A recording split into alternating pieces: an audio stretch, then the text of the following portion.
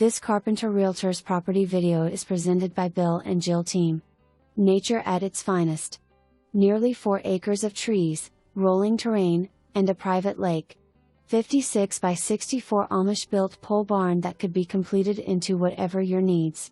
Windows and doors in place. Upper level of pole barn has potential for a living area and is partially floored. Boat dock with adjacent floating pontoon that could be pulled behind a trolling boat through the lake. No motor boats allowed on lake. Take care when entering the pole barn as there are loose bricks and stones on ground. The sellers and listing agent are not responsible for accidents.